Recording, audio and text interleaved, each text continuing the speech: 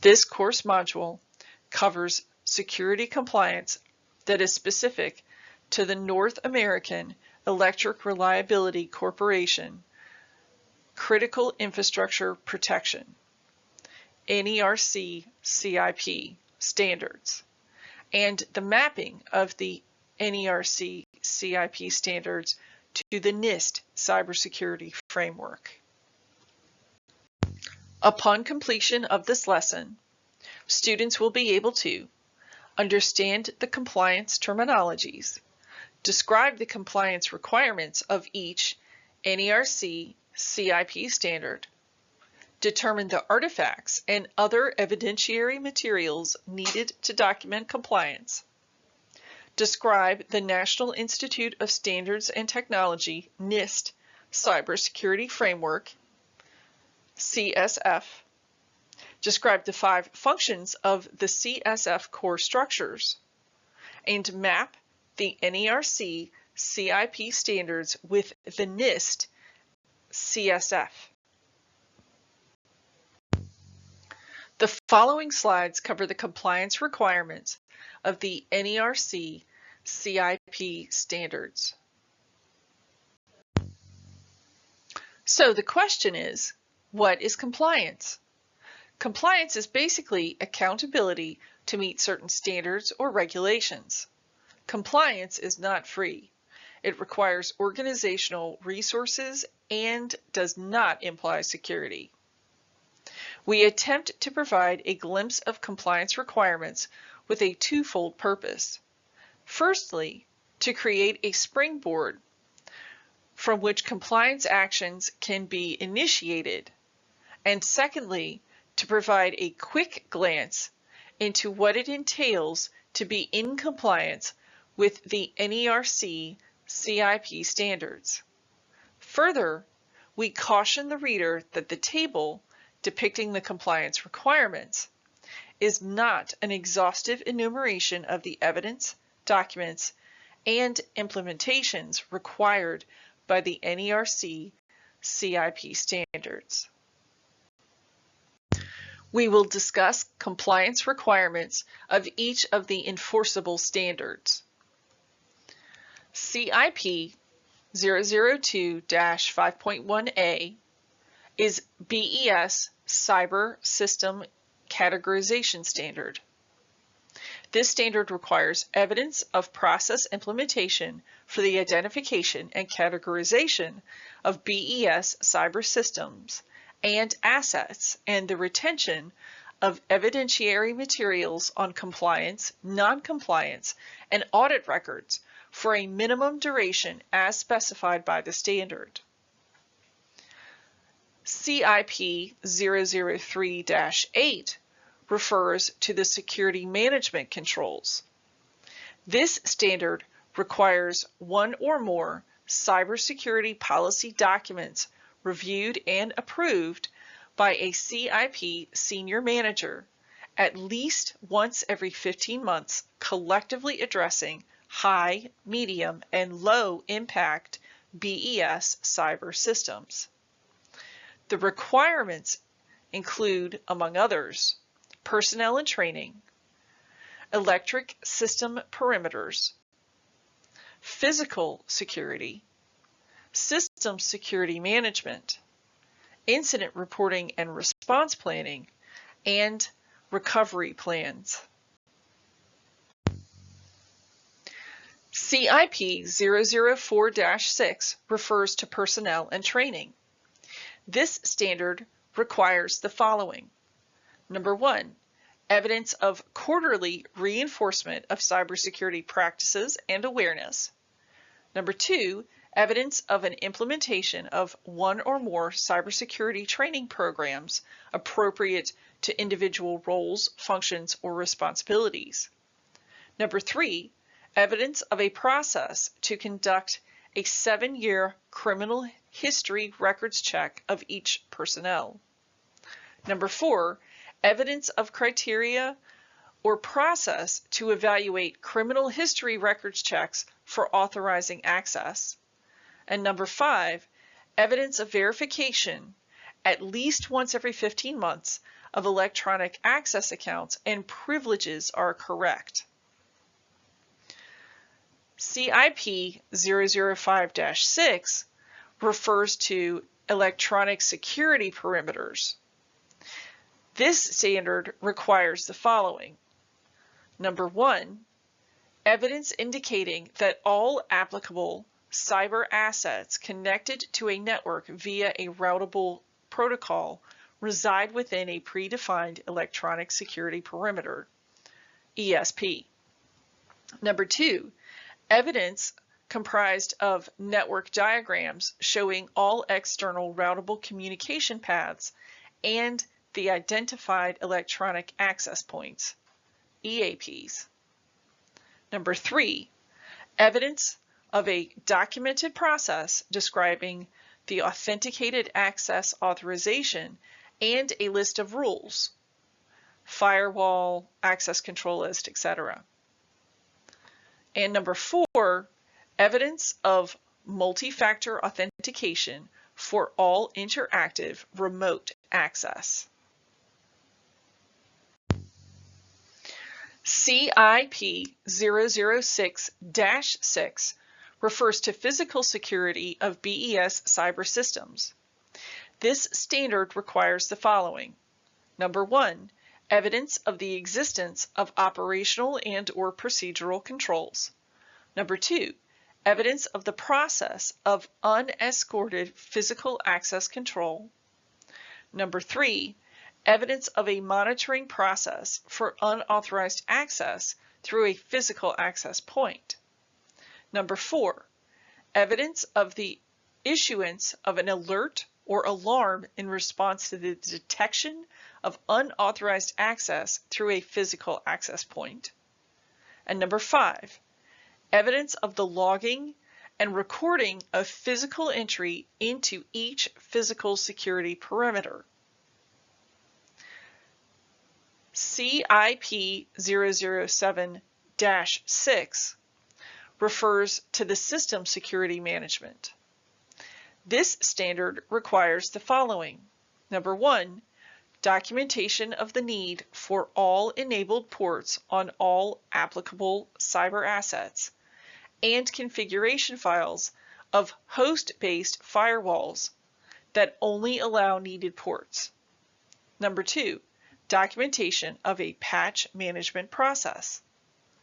Number 3, documentation of an evaluation of security-related patches every 35 calendar days. Number 4, evidence of a mitigation plan for vulnerabilities addressed by the security patch. Number 5, evidence of the deployment methods to deter, detect, or prevent malicious code. And number 6, evidence of the logging of events at the BES cyber system level for identification of and after the fact investigations of cybersecurity incidents. CIP 008-6 refers to incident reporting and response planning. This standard requires the following. Number 1, evidence of a dated documentation of cybersecurity incident plans, including process to handle a cybersecurity incident. Number 2, evidence of a dated documentation of cybersecurity incident plans providing guidance for determining which cybersecurity incident is reportable and documented processes for notification.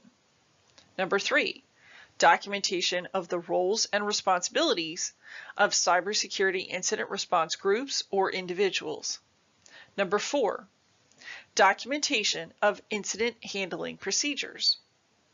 Number 5, evidence of exercises to test each cybersecurity incident response plan at least once every 15 calendar months.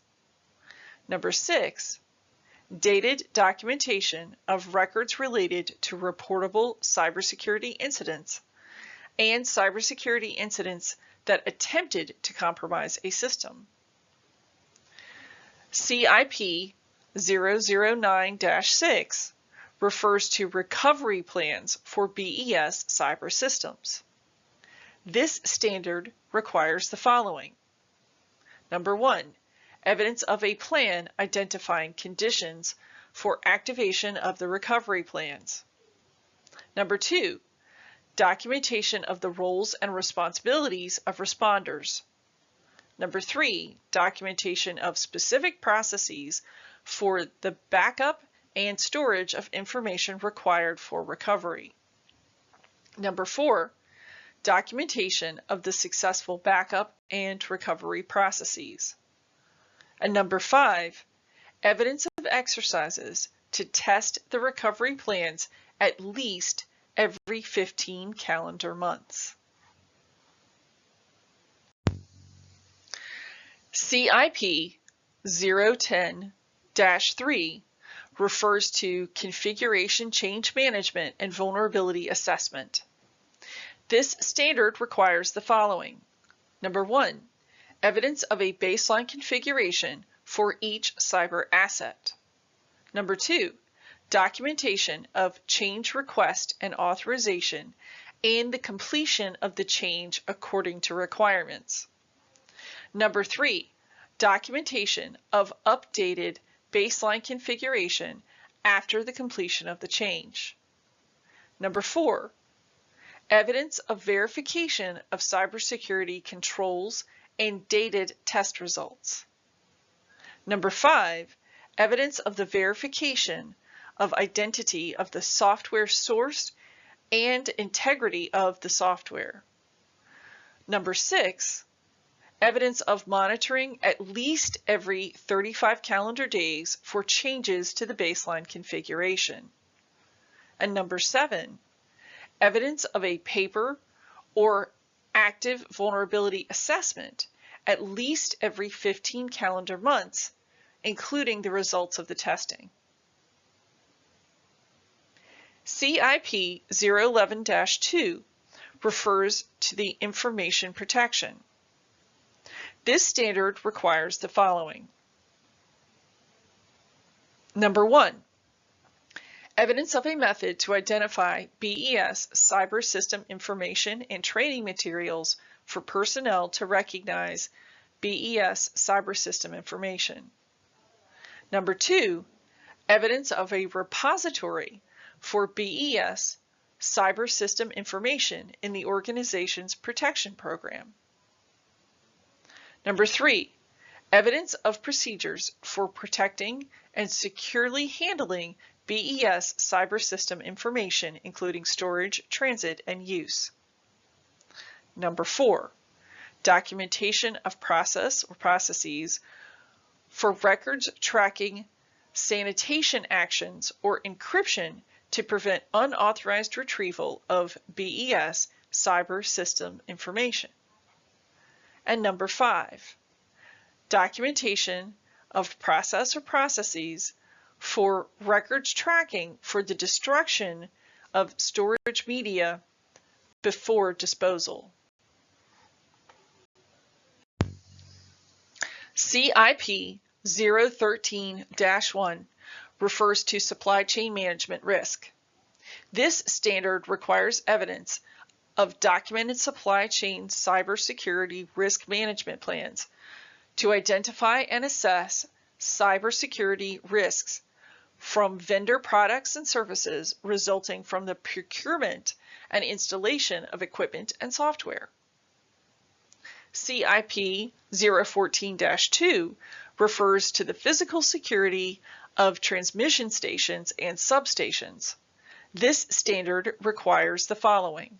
Number 1, evidence of an initial risk assessment and subsequent risk assessment of transmission stations and transmission substations. Number 2, evidence of an unaffiliated third-party verification of the risk assessment performed by the transmission owner or operator. Number 3, dated documentation that the transmission owner or transmission operator conducted an evaluation of the potential threats and vulnerabilities of a physical attack to their respective transmission station or stations, transmission substation or substations, and primary control center or centers. Next, we will investigate the mapping of NERC CIP with the NIST cybersecurity framework. So, what is the NIST cybersecurity framework, or CSF? The original framework was published by the National Institute of Standards and Technology, NIST, in 2014. It is based on existing standards, guidelines, and practices for reducing cybersecurity risks. It is composed of 3 parts: core, profile, and tiers. The NIST CSF core is a set of cybersecurity activities, desired outcomes, and applicable references for the critical infrastructure sectors. It is organized into 5 functions, sectioned into 23 categories. These categories are further divided into subcategories and references. This slide depicts the CSF core structure, showing the 5 core functions: identify, protect, detect, respond, and recover. Each of these functions have their own categories, subcategories, and references.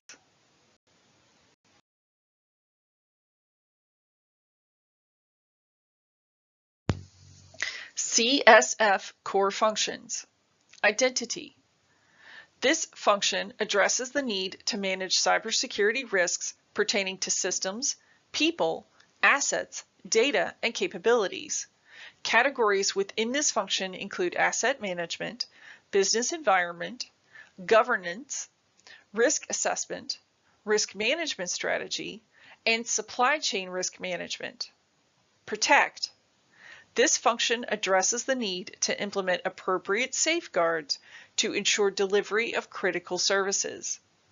Categories within this function include access control, awareness and training, data security, information protection processes and procedures, maintenance, and protective technology.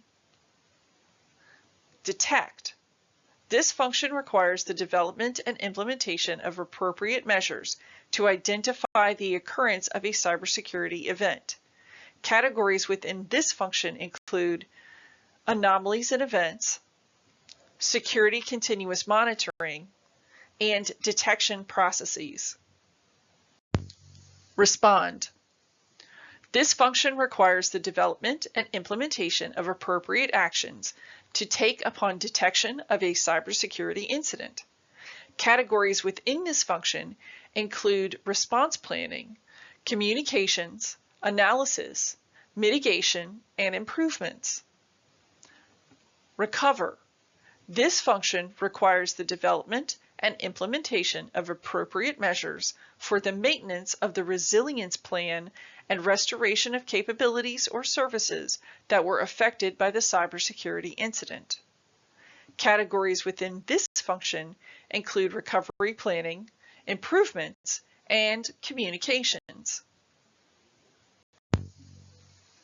This slide depicts the mapping of the first 3 enforceable NERC CIP standards, namely Cyber System Categorization, Security Management Controls, and Personnel and Training. The Cyber System Categorization maps quite well with the identity function of the NIST CSF, in particular the business environment and asset management. The Security Management Control maps to the governance and assessment management of the identification function. CIP 004-6 on personnel and training closely matches specific categories on the identify and protect functions of the framework. The Electronic Security Perimeter Standard of NERC closely matches the NIST CSF's protection function. In particular, the categories of access control, data security, and protection technology focused on the electronic or data security. The Physical Security Standard of NERC is again mapped to the protection function. However, in this case, it is focused on the physical security rather than electronic security. The System Security Standard of NERC requires logging, patch management, vulnerability assessment, virus protection, anomaly detection, and others. This standard maps to the protect and detect functions of the NIST CSF. In particular, the categories of data security, access control, anomalies and events, and continuous security monitoring. NERC CIP 008-6 Incident Reporting and Planning maps to the detect, identify, and respond functions of the NIST CSF. Recall that this NERC CIP standard requires cyber incident response plan, specified team organization, records, and reporting of incidents.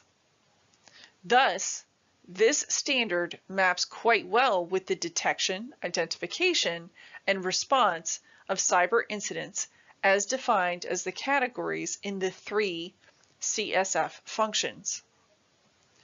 The NERC CIP recovery plans for BES cyber systems closely maps to the protect and recover functions of the NIST CSF, which cover the protection of processes and the recovery improvements and planning. Finally, the NERC CIP standard on configuration change and vulnerability assessment directly matches some of the categories in the detect, identify, protect, and respond functions of the NIST CSF. The Information Protection Standard of NERC CIP has direct counterparts in the categories of the protect and respond functions. The NERC CIP 013-1 on supply chain risk management maps at least 3 NIST CSF functions: identify, protect, and respond. Recall that the NERC standard requires evidence of a documented supply chain cybersecurity risk management plan to identify and assess cybersecurity risks from vendor products and services. This requirement is specified in those CSF functions. Finally, NERC CIP 014-2 requires the risk assessment of physical stations and substations. This requirement is satisfied in several functions of the NIST CSF functions that cover asset management, risk assessment and management, access control, protection technology, and continuous security monitoring.